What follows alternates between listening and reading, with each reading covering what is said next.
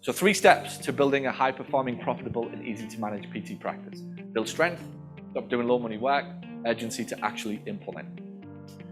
So at a minimum, I think your practice should have enough returning patients to cover expenses. I think that's the first thing that you should think about. How do we get enough returning base cap? How do we get enough returning patients to cover as much of the operating nut as is absolutely possible? Be fully capitalized. A few businesses wish they were through COVID. Enough to cover 2 months operating expenses, always. And even if you're not there now, it's not this like, oh my word, it's a commitment to doing it. Even if it's just 1,000 every month, 500 every month, whatever it looks like, so that over the next 1 or 2 years you get there. Because most importantly, it isn't the money, it's the habit that you've honed that's what you're looking for. So generate at least 10% profit after fair market salary is paid to you. Fair market salary, what would it look like to replace you? $85,000, $90,000, whatever it would be as the PT. If we don't know that, you're never going to know how well this business is actually trading. I think there has to be a distinction, an immediate distinction. Even if the accountants tell you that don't put yourself on payroll because it's the best thing to do for taxes, then don't. But you need a separate P&L that would show you what it would look like if you were on, so that we can actually separate the business from you. And if you don't start to think like that, you're always an employee. You're not really an owner. 15 to 20% year-on-year growth. I think it's an absolute minimum right now. 10% is probably break even. 10% year-on-year growth is probably break even, given the demands, the inflation's coming, wage demands, rent demands, prices of things, gas, electric, whatever. All of these things are going up. I think you've got to be at 10% just to break even. We're probably looking for 15 to 20% year-on-year revenue growth at a minimum. Not that difficult to achieve either, if you're looking after your past customers and you're taking care of the people who over the last 2 or 3 years have been in your business and reactivating them. So at a minimum, again, provide your most critical employees upward career growth and earning potential to keep them, but they should never hold you ransom. And again, I think that's a big distinction. Business will grow, and with it, opportunities within the business. And I think to keep your best staff, that's what you've got to be able to provide. But it shouldn't be at the point where people are holding you ransom in the company. Diversify revenue streams. No referral source represents more than 20% of your total revenue. Many businesses that not many, but certainly a few, through COVID got completely shut in terms of revenue because the gym closed down, and that's where all of their referrals came from.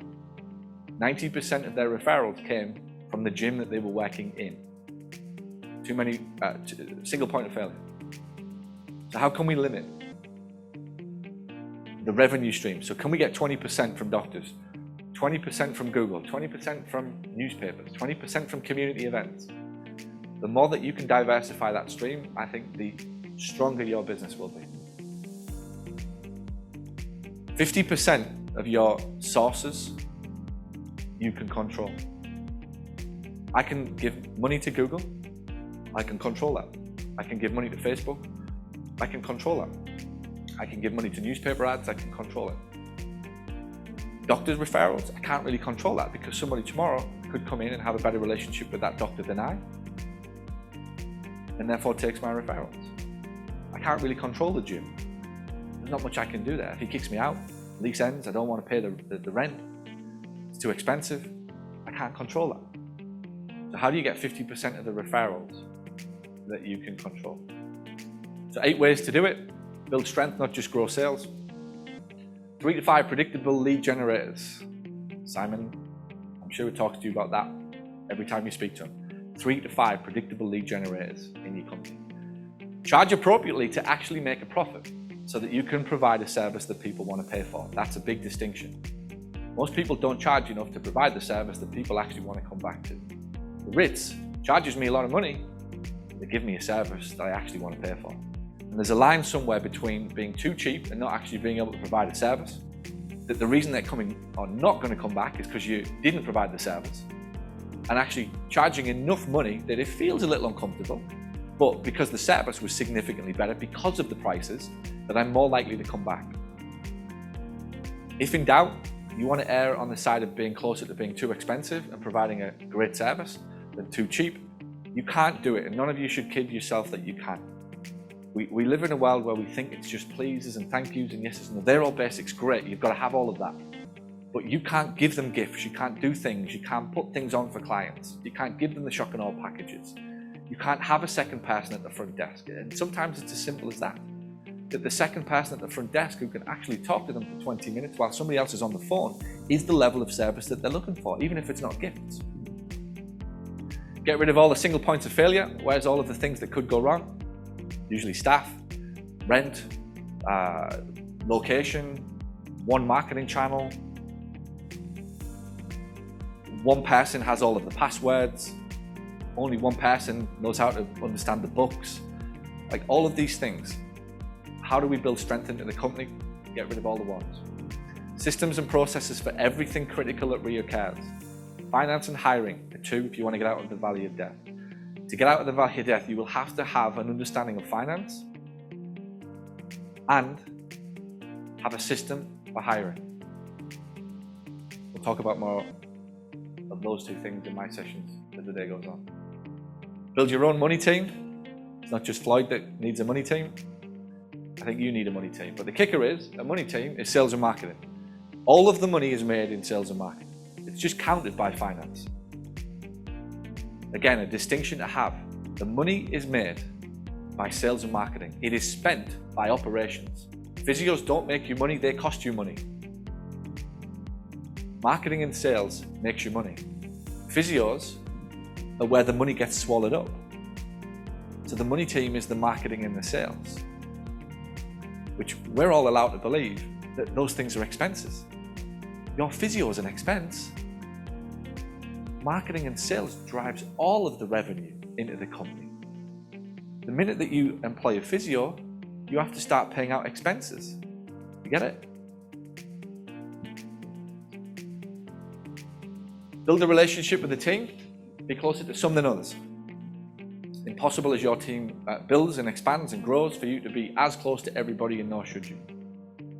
That's not your job. Your job is to get closer to however many people, and their job is to get close to the people that they need to be close to. Which again is a difficult thing for you to often get over and accept. Certainly was for me early doors. I got so used to being around certain people. They were there when I started the business, or I needed them, or I was kind of there every day in their office. But as the business grew, it becomes more about actually where's the 3 or 4 people that I need that strong relationship, and help that person have a strong relationship with the people under them. And then eventually, one of them has to have a strong relationship with somebody underneath them. When Lee came in, the finance director of the company, the group now, he said to me, Paul, in the end, in the next 2 or 3 years, you're going to go to a staff party and you won't know people's names. And I couldn't understand that. At that point, I was like, I don't get this. That'll never happen. I absolutely do get it now. 100%. That if I'm doing my job properly, I won't know everybody's names. I'll have a great relationship with the people who hired them, and they'll know their names, and they'll have that relationship. But I personally won't. And I don't need to, and to be honest, I can't do it for the sake of the company. It doesn't mean I'm ignorant to them, but it means I probably don't know them as well as I probably did the early clients, the early staff, and that's all right. Find someone in your team who can implement a reliable recruitment process. Please just do it. If there's anything to take out of this, find somebody in your team who can implement a reliable recruitment process. It is the biggest monkey to get off your back as fast as is humanly possible. Somebody in your team needs to be doing recruitment. You can hire, but just say yes at the end. But you cannot be doing recruitment if you want to grow a business. I'm going to say it again, I promise you. And this is going to be one of those I'm going to tell you time and time and time again. I'm never going to back down. You will not grow past not having somebody in your office that can recruit for you. Outsource everything that you're not good at. And the key point on that is that you just don't want to get good at. Some of you are trying to get good at stuff, and it's like, what's the point? Well, even if you win, you're still going to lose. Look, I've spent 16 years figuring out Google Pixels. I've nailed it. Good for you. What did you lose over here? What did you take your eye off the ball on? You nailed this thing that even when you win, you're not going to win.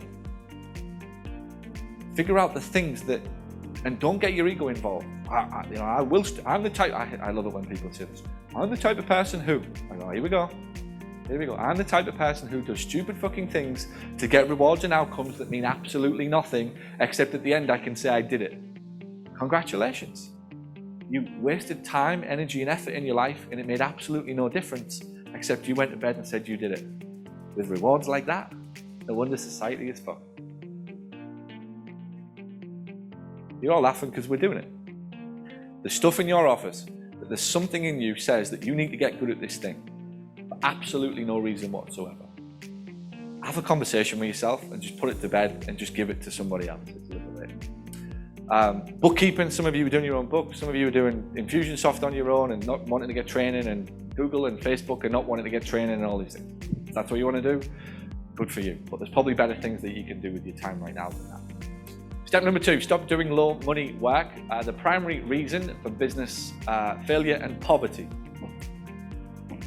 Well, it's simple.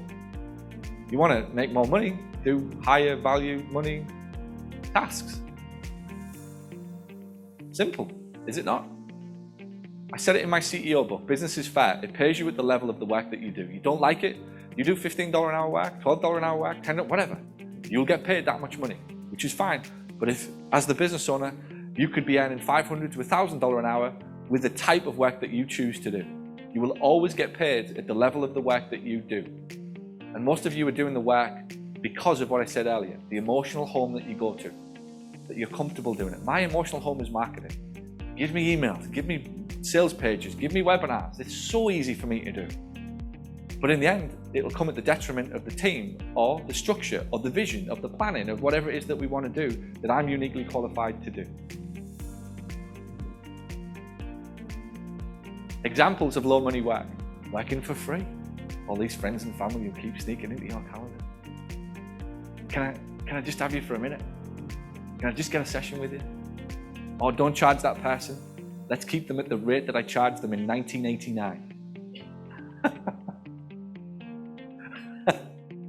Jake's laughing. We went through this, I think, recently, didn't we? Get them off your schedule. Give them to somebody else. See you later. Friends and family, crappy insurance companies. Oh look, Medicare took more money off us. This is great. It's wonderful. Let's keep treating them with the same respect in terms of the company. Get rid of low margin clients or raise their prices. Number 2, spending time on admin tasks. Spending time on administrative tasks. Hire somebody to get them to do the job you hired them to do in the first place. Get somebody to do the job that you most likely are already paying them to do in the first place. Yes, you can do it better. Does that mean that you should? Absolutely not. You get it? I can do this better. I'll just do it on my own. Why? Why would we do that? I'll take away the opportunity for them to figure out this thing on their own, to fail forward and make some mistakes, and then I'll regroup with them after, figure out where they went wrong, coach them and train them, and send them on their way so that the second time that they do it, they get the thing better. The reason that you do it is because you don't know if you can handle living with it being wrong. Exactly what I said to you this morning. Your ego, your life, your label, everything about you is caught up in this thing being right and absolutely perfect. As a result, it is absolutely getting in the way of you growing a business. Because you need everything to be perfect. Another bullshit thing that we've all been told, I'm a perfectionist. Good, you won't last around here. Nobody who's a perfectionist has achieved anything. Categorically hasn't and never will. People that are hiding behind the book, hiding behind the blog, hiding behind the sales and marketing, hiding behind hiring, I'll do this when it's absolutely perfect. Which is code for, I cannot cope if somebody criticizes this. My entire life, my entire identity is wrapped up in this absolute useless thing being perfect. And really what the whole thing was about was getting it out there to figure out whether or not the market liked it, to learn some lessons, to be able to come back, evaluate it, and make it better for the second time or the third time that we're going to use the thing. That's called progress and growth. Progress and growth is not education. I brought this up on a mastermind recently. We did it. I had a great conversation with it in CEO. Somebody said, I keep hiring these, it's always the PTs. Sorry if there's any PTs on the line, I'm sure it'll be present company excluded what I'm about to say. But it's always the PTs who arrive at the interview and say some version of, I want to learn, I'm here to learn. And then Stephanie goes, great, because we've got loads of learning for you. We've got loads of stuff that you can do. We've got loads of seminars, loads of presentations. We've got this thing we're part of on a weekend. You can get in for free. I'm going to teach you loads of stuff. And then the minute that comes around, listen, we've got this thing next weekend. It's totally free. I've paid for you to go on it. All you have to do is sit your ass on a Zoom link and learn from 2, 3, 4, 5 of the best PT instructors from anywhere in the world for free. Will you pay me for that? Am I getting paid? Is this part of my time? I thought you wanted to learn and grow. I thought you liked learning. Well, only if I'm getting paid. Did I not tell you that in the interview? That actually there's a few restrictions and requirements on my desire for learning and grow. The other thing is, the real reality is this. The world has set it up so that they don't want to grow because growth requires problems. The only time that you and I grow is when we overcome a problem. We don't grow when we get educated. We don't grow when we're listening to a podcast. We do not grow, right? This is the biggest farce on earth right now, how many people are listening to podcasts. How many people are reading books? It's the new badge of honor. It used to be, I work 80 hours a week. It's now I've listened to 3 million podcasts in the last 7 days. And I somehow found time to read 16 books. Because as they say, every great CEO reads 16 books a day. No, they fucking don't. They're running a company, right? It's the truth. They're fucking too busy to read 16 books a day. It's not needed either, by the way, right? If you want to blow your brain up, read 16 books a day and listen to 3 million podcasts. If you want to consume and get in the way of actually doing anything, listen to 16 million podcasts and read 3 million books. In Britain, we have a phrase, it's called educated idiot.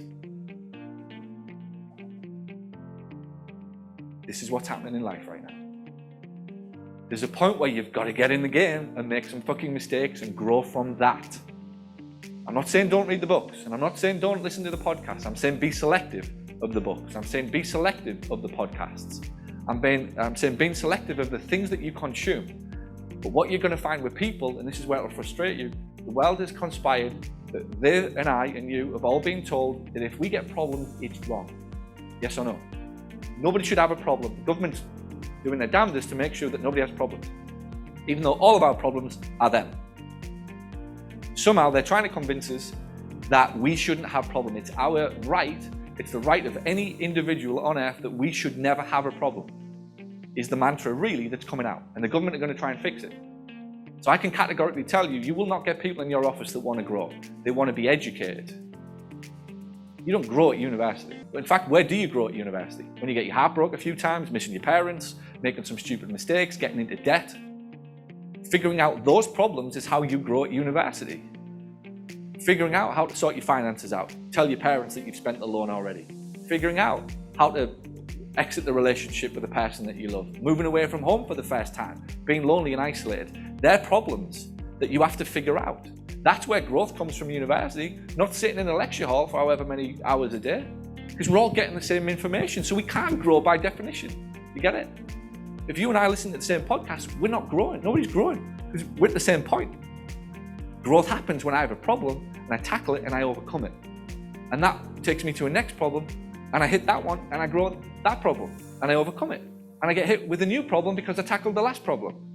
And then I grow again. That's called life. That's what this whole thing is about. So your team, not everybody wants to grow. They want to be educated. That's what you have to look out for. That's what, by the way, you have to look out for. This business is going to give you problems. You won't always solve it by running to another podcast. You won't always solve it by picking up another book. You probably delay solving the problem. Get in and fix the fucking thing. Whatever happens, we'll learn, we'll grow. Talk to somebody about it. That's why I'm adamant that these groups, they work. I'm a product of them. Second voices in conversations. Have you dealt with this problem before? Before I press play on my iTunes and listen to some random guy talk to me about something that's probably not even relevant, let me see if I can figure it out. Talk to somebody in the group that's possibly been through this problem to help me through it. Significantly better use of your time.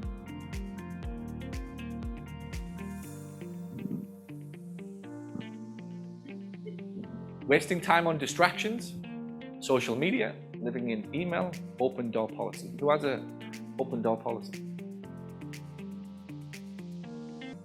All right, you don't have to put your hands up. Liars. Who wastes time on social media? Liars. Who lives in an email? So, Simon, we have the only group on earth where none of them live in email, none of them are distracted by social media, and every one of them locks themselves in their office from 9 till 6. We've done a wonderful job, Simon. Well done. Well done, everybody. Well done. Is Pinocchio part of Disney? Doing the clinical work instead of focusing on marketing and sales. Categorically, you cannot make money, real money, if you're always treating the patient. Because this is what's going on in your head. I'll see Mrs. Smith and I make $250. You associate that work is $250 worth of work, forgetting that you could pay somebody $40 to do it. You get it? Mindset shift, immediately. You're not doing $250 worth of work. The business collectively can charge $250 because of all of the sum of the parts.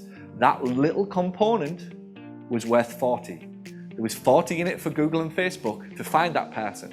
There was 20 in it for the girl on the admin on the desk to talk to them and book them in. Then there was 20 in it for the rent, and then there was another 20 in it for the rates. You following? When you break down actually what you make, Mrs. Smith, it's $40 an hour to get her serviced. 90 if you're in California, probably. But for the rest of the world, it's around about $40 to $50 to get this thing taken care of. That's low money work for what you can do as a business owner. Step 3, urgency to actually implement. How many will implement a profitable idea and how long will it take you?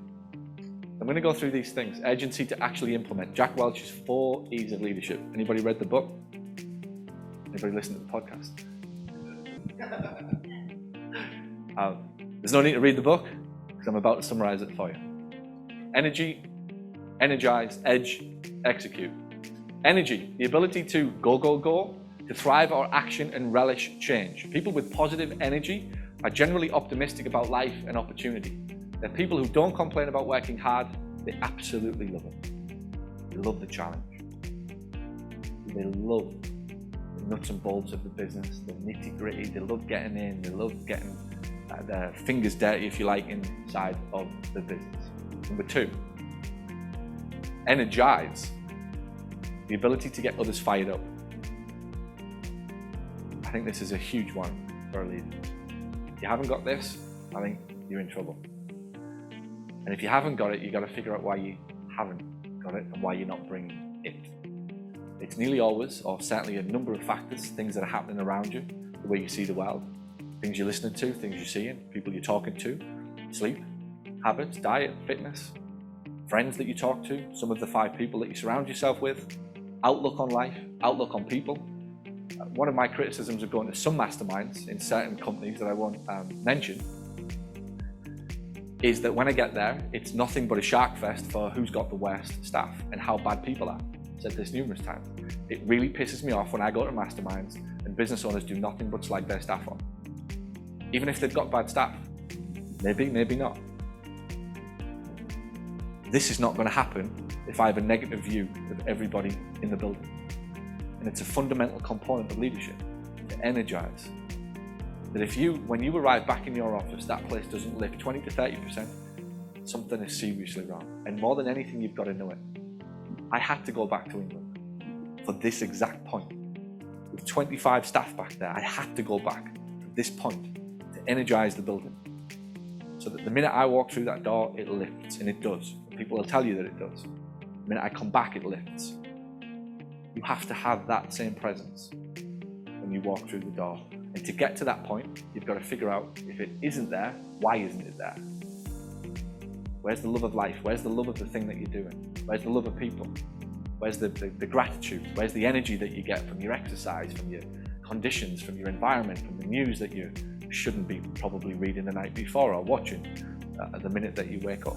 All of these things will influence the amount of energy that you've got for the ability for you to energize other people. So can you inspire the team to take on the impossible and actually enjoy doing it? Edge. Having the edge means having the courage to make tough yes or no decisions. Smart people can assess a situation from every angle, but smart people with the edge know when to stop addressing and make a tough call, even without all of the information. Classic symptom. When we've got all of this, then we'll do that. When I know all of this stuff is absolutely perfect, then I'll start this thing over here. It's a when-then life. Sometimes you've just got to get enough information, commit to doing it, and back yourself to be all right whatever happens, which takes it back to the start of today. Nearly all of it, the reason that we don't is because we're not comfortable with ourselves if we fail. Which is why I'm adamant, if you shine a spotlight on the fact that even when things go wrong, you are all right, that's the resilience and the confidence in your character and your self-belief that I promise you, you're looking for. You don't need all of the information. Commit, or decide and commit, as Amazon say it. Execute. Come and get the job done. Turns out a person can have the positive energy, can energize everybody around them, make hard calls, and still not get over the finish line. Being able to execute is a unique skill. It means the person knows how to put things into action and push them forward to completion through resistance, beyond chaos, and regardless of unexpected obstacles. People who can execute know that winning is about results, outcomes-based. I wrote a book called Outcomes-Based Hiring. It was based upon outcomes. My entire culture is an outcomes-based organization. It's not a let's do more stuff organization. It's let's figure out what stuff we don't need to do so we can focus on the things that actually matter. Thanks for watching this video, and if you found it helpful, and if you now find yourself thinking, I wonder what else this person can help me with, head over to paulgough.com/books, where you can find my best-selling books, which will show you how to add more profit to your practice. Or send an email to paul@paulgough.com to ask about how we can help you accelerate the growth and profitability of your clinic. And by the way, if you know anybody who would find this helpful, please share this video out. Thanks so much.